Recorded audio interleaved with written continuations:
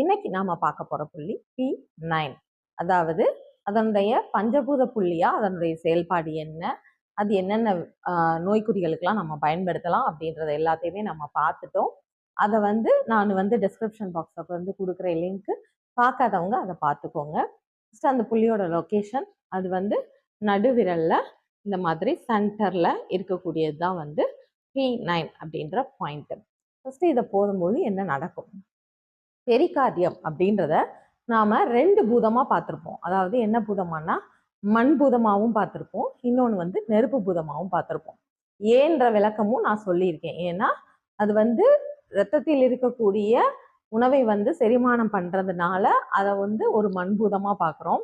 அதே மாதிரி இருதயத்திற்கு தேவையான உஷ்ணத்தை கொடுக்கும் வகையில் அதை ஒரு நெருப்பு பூதமாகவும் பார்க்குறோம். இப்படி 2 விதத்துலையும் இந்த ஆர்கனை பார்க்குறோம். ஸோ சுவை அப்படின்னு பார்க்கும்போது இதில் பெரும்பான்மையாக இருக்கக்கூடியது நெருப்பு தான். ஏன்னா புளிப்பு அப்படின்னு சொன்னாலும் தீ அப்படின்ற ஒரு பண்பு இருக்குது. ஸோ நெருப்பு பண்பு மிகுதியாக கொண்டது இந்த பெரிகார்டியம் அப்படின்ற ஆர்கன். ஸோ இந்த புளிப்பு அப்படின்ற சுவையை நாம் அடிப்படையாக வச்சு இந்த பெரிகார்டியத்தை எப்படி பெரிகார்டியத்தை வச்சு எப்படி நாம் லிவரை சரி பண்ணலாம் அப்படின்றது தான் இதை பார்க்க போகிறோம்.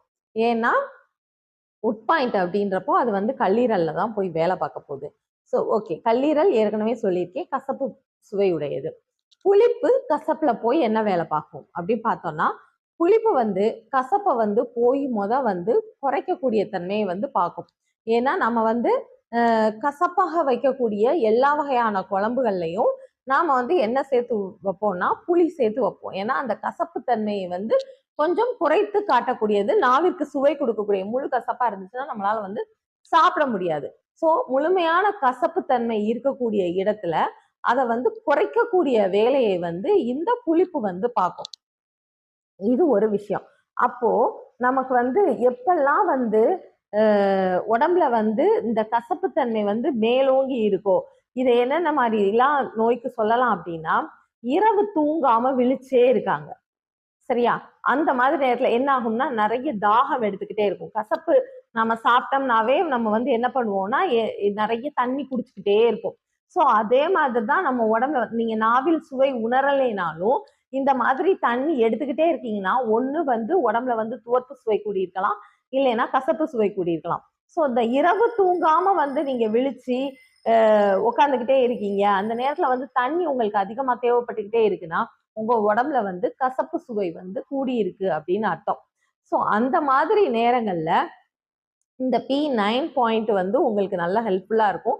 ஸோ அப்ப நீங்க என்ன மாதிரி உணவுகள் எடுத்துக்கிடலாம் அப்படின்னா, இந்த பெரிகார்டியம் டைம், அதாவது இரவு ஒரு 7 மணில இருந்தே நீங்க ஃபுட்டை கொஞ்சம் ஸ்டாப் பண்ணணும். அப்படி ஸ்டாப் பண்ண முடியாதவங்க என்ன பண்ணலாம் அப்படின்னா, ரச சாதமா எடுத்துக்கலாம். ரசத்தை சாதமா வச்சு சாப்பிடும் போது ஒரு ரச கஞ்சியா குடிக்கிறீங்க அப்படின்னா உங்களுக்கு இந்த பிரச்சனை நீங்கும். அப்படி இல்லைனாலும் சில பேர் என்ன செய்வாங்கன்னா, நல்லா தூங்குவாங்க, நைட்டு 1 மணி 2 மணிக்கெல்லாம் முழிச்சிட்டாங்கன்னா அடுத்து தூக்கமே வராது, அடுத்து விடிய காலையில தான் தூக்கம் வருது அப்படிம்பாங்க. ஸோ அந்த குளுமையான நேரத்துல இவங்களுக்கு இந்த உடம்புல கசப்பு ஆற்றல் கூடும்போது அவங்களுக்கு ஆட்டோமேட்டிக்கா முழிப்பு தட்டிடுது. எந்திரிச்சு தண்ணியே குடிச்சிட்டே இருப்பாங்க, தண்ணி குடிக்க, யூரின் போக, இப்படியே தான் பொழுது போகுமே தவிர அவங்களுக்கு தூக்கமே வராது. ஸோ அந்த மாதிரி நபர்கள்லாம் புளிப்பை கண்டிப்பா சேர்த்துக்கணும். அதாவது புளி ரசமா இல்ல தக்காளி ரசமா வச்சு சாப்பிடும் போது நல்ல ஒரு ரிசல்ட் இருக்கும். அப்படி இல்லை அப்படின்னாலும் எனக்கு பசியே இருக்காது, நான் நைட்டு சாப்பிடவே மாட்டேன் அப்படின்றவங்க ஒரு வரமல்லி இருக்கு இல்லையா, வரமல்லியை ஒரு கஷாயமா வச்சு, நம்ம சுக்கு மல்லி காப்பி குடிக்கிற மாதிரி சுக்கு போடாம மல்லியை மட்டுமே கஷாயமா செஞ்சு குடிச்சிட்டு படுத்தீங்க அப்படின்னாலுமே உங்களுக்கு தூக்கம் வரும். ட்ரை பண்ணி பாருங்க. ஓகே, இது புளிப்பா இருக்கும் போது. அதே இது நாக்குலயே நாம சுவையை உணர்ந்துடுறோம், கசப்பா இருக்கு, நாக்குல பயங்கர கசப்பா இருக்கு அப்படின்னா என்ன பண்ணலாம் அப்படின்னா, அது எந்த டைம்ல இருக்கும்? காய்ச்சல் டைம்ல தான் நமக்கு அந்த மாதிரி நாக்கு கசப்பா இருக்கு, என்னால எந்த சுவையும் உணர முடியல, சாப்பிட முடியல சொல்லுவோம். அந்நேரமும் நாம என்ன வச்சு சாப்பிடுவோம்? தக்காளி ரசம் தான் வச்சு சாப்பிடுவோம், இல்லைன்னா புளி ரசம் வச்சு சாப்பிடுவோம். ஸோ நாக்கு கசந்தாலும் சரி, இல்லை நீங்க கசப்பை உணராமல் உங்களுக்கு அதிகமா நீர் தேவைப்பட்டுக்கிட்டே இருக்கு அப்படின்னாலும் சரி, அந்த 2 இதுக்குமே வந்து நீங்க வந்து புளிப்பா உள்ள ஒரு ரசத்தை வந்து எடுத்துக்கிறது வந்து நல்லது. அதாவது அதுக்காக வந்து நான் லெமன் ஜூஸ் குடிச்சேன் இப்படி எடுக்காதீங்க. ஏன்னா எப்பயுமே வந்து உணவா எடுக்கிறது வந்து வேற, நம்ம வந்து லிக்விடா எடுக்கும்போது அது வேற விஷயமாகும். கஷாயமா இருக்கும்போது அது வேற விஷயமாகும். ஜூஸு, கஷாயம், அதே இது உணவு முறை. இப்படி ஒவ்வொன்னையும் மாத்தி மாத்தி துவையலா சாப்பிடும்போது அதோட பண்பு வந்து மாறும். ஸோ நீங்க வந்து இந்த மாதிரி உணவுகள் வந்து எடுத்துக்கோங்க. இது வந்து பெரிகார்டியத்த வந்து இருதயத்திற்கு வந்து உஷ்ணத்தை குடுக்குது அப்படின்ற விதத்துல உப்பு அப்படின்ற வடிவமாவும் நாம பார்க்கலாம். அப்படி பார்க்கும்போது ரத்த ஓட்டத்தை வந்து சீர்படுத்துறதுக்கு இது உதவுது. ரத்த ஓட்டத்தை சீர்படுத்துது அப்படின்னா இது வந்து என்ன பண்ணுது, லிவர் வந்து கொழுப்பை வந்து செரிமானம் பண்ணுது, வளர்சிதை மாற்றம் பண்ணக்கூடிய வேலை வந்து நடக்கணும். அப்ப கொழுப்பு வந்து எங்கேயாவது ரத்த குழாய்கள்ல படிஞ்சிருக்கு அப்படின்னாலும் நமக்கு வந்து என்ன செய்யாதுன்னா இந்த ரத்த ஓட்டம் வந்து தடைபடும். ஸோ அந்த மாதிரி நேரத்துல வந்து கொழுப்பை வந்து நன்கு ஜீரணிக்கிறதுக்கும் நான் சொன்ன இந்த 2 விஷயமுமே உதவும். புளி ரசமா இருக்கட்டும், மல்லி கஷாயமா இருக்கட்டும், இந்த 2 விஷயமுமே வந்து இந்த 2 நோய் நிலைக்குமே வந்து நமக்கு வந்து நன்கு கேட்கக்கூடிய ஒரு விஷயமா இருக்கும். நெக்ஸ்ட் வந்து கல்லீரலோட ஆற்றலை வந்து நாம வந்து மேம்படுத்தணும் அப்படின்னா நாம என்ன பண்ணலாம்? இப்படி புளிப்பா சாப்பிட்டா நல்லா இருக்குமா அப்படின்னு சொன்னா இல்ல. ஏன்னா கல்லீரலுக்கு வந்து கசப்பு சுவை தேவை. ஸோ உங்களுக்கு வந்து லிவர்ல வந்து வேற ஏதாவது ப்ராப்ளம் இருக்கு, கல்லீரல் சுருக்கமா இருக்கு, இல்ல ஃபேட்டி லிவரா இருக்கு, இந்த மாதிரி வந்து கல்லீரல்ல வந்து ப்ராப்ளம் நடக்குது அப்படிங்கும்போது நீங்க வந்து என்ன பண்ணலாம் அப்படின்னா கசப்பும் புளிப்பும் சேர்த்த உணவை வந்து எடுத்துக்கணும். கசப்பும் புளிப்பும் சேர்ந்தது அப்படிங்கும்போது வேப்பம் பூவுல ரசம் வச்சு சாப்பிடலாம். வெறும் தக்காளி ரசமா இந்த மாதிரி சாப்பிடாம வேப்பம் பூவை வந்து லேசா நெய்யில வறுத்துட்டு கடைசி ரசத்தை இறக்கும் போது அந்த வறுத்த வேப்பம் பூவை போட்டு நீங்க வந்து ரசத்தை வந்து சாப்பிடும்போது இல்ல ஒரு டம்ளர் வந்து குடிக்கும் போது உங்களுக்கு கல்லீரலோட இயக்கம் வந்து ரொம்ப நல்லா இருக்கும்.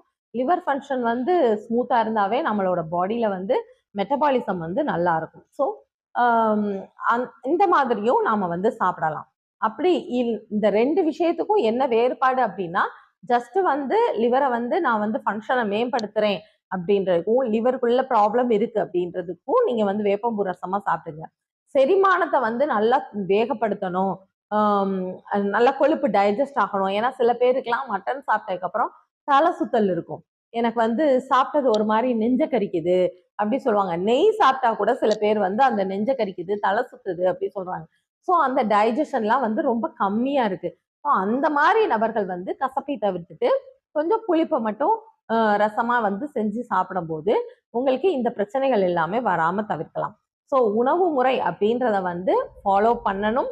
ஆனா யாரு எதை ஃபாலோ பண்ணணும் அப்படின்றது வந்து ரொம்ப ரொம்ப முக்கியம். எல்லாமே நல்லது அப்படின்னு சொல்லிட்டு எல்லாரும் எல்லா விஷயத்தையும் எடுத்துக்கணுமா கேட்டீங்கன்னா கண்டிப்பா கிடையாது. உங்க உடம்புக்கு எந்த ஃபுட்டு வந்து சூட்டபிளா இருக்குன்னு சொல்றோமோ அந்த ஃபுட்டை மட்டும் எடுத்துக்கிட்டீங்கன்னாவே போதும். அக்குபஞ்சரோட சேர்த்து உணவு முறையவும் சேர்த்து கொடுக்கும்போது நமக்கு நல்ல ஒரு தீர்வு இருக்கும். இந்த விஷயத்த வந்து நீங்க படிக்கணும் அப்படின்னு நினைச்சீங்கன்னா இங்க ஸ்கிரீன்ல தெரியிற நம்பருக்கு வந்து காண்டாக்ட் பண்ணுங்க. அக்குபஞ்சர் எனும் அற்புதமான மருத்துவத்தை அனைவரும் பயன்படுத்தி பலன் பெற வேண்டும் என்று கேட்டுக்கொள்கிறேன். நன்றி, வணக்கம்.